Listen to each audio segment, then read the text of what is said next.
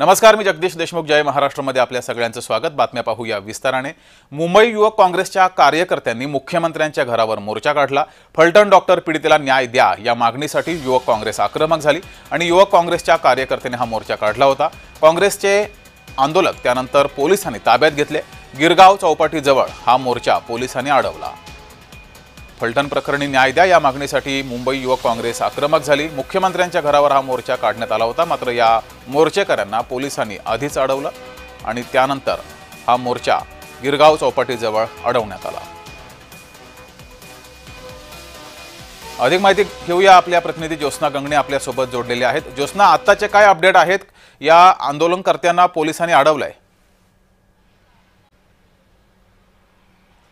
अगदी तू सांगितल्याप्रमाणे Girgaon Chowpatty, marine drive या परिसरामध्ये तर महाराष्ट्र काँग्रेसचा जो आहे तो एक आंदोलन झालंच. पण त्यानंतर जे आहे ते महाराष्ट्र युवक काँग्रेस जे आहे ते मुख्यमंत्री देवेंद्र फडणवीस यांच्या निवासस्थानी सुद्धा पोहोचलेले. एकदा आपण इकडची दृश्य दाखवूया की आपण बघतोय की मुख्यमंत्री देवेंद्र फडणवीस आणि राज्याचे गृहमंत्री असलेले देवेंद्र फडणवीस जे आहेत त्यांच्या बंगल्याला घेराव घालण्याचा आजचा महाराष्ट्र युवक काँग्रेसचा जो आहे तो त्यांचं आंदोलन होतं. आणि त्याच मोठ्या संख्येनं जे आहे ते महाराष्ट्र युवक काँग्रेस जे आहे ते मरीन ड्राईव्ह परिसरामध्ये गिरगाव चौपाटीमध्ये पोहोचलेले होते. मात्र पोलिसांनी त्यांची तिथेच अडवणूक केली. मात्र काही महाराष्ट्र युवक काँग्रेस जे आहे ते मुख्यमंत्र्यांच्या निवासस्थानी असलेल्या मलबार हिल या परिसरामध्ये पोहोचलेले होते. आणि मात्र या ठिकाणी सुद्धा मुंबई पोलिसांनी मोठ्या संख्येनं महाराष्ट्र युवक काँग्रेस जे आहेत त्यांच्या कार्यकर्त्यांना, पदाधिकाऱ्यांना जे आहे ते ताब्यात घेतलेलं आहे.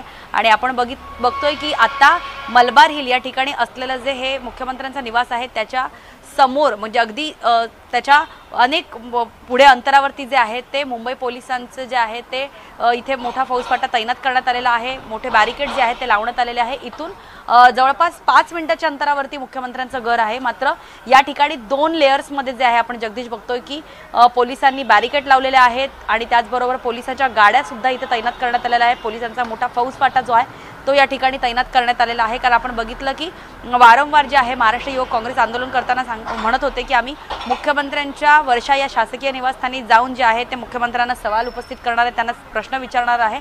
आणि याच निमित्तानं जे आहेत ते मोठ्या संख्येनं महाराष्ट्र युवक काँग्रेसचे काही पदाधिकारी, कार्यकर्ते या ठिकाणी पोहोचलेले होते.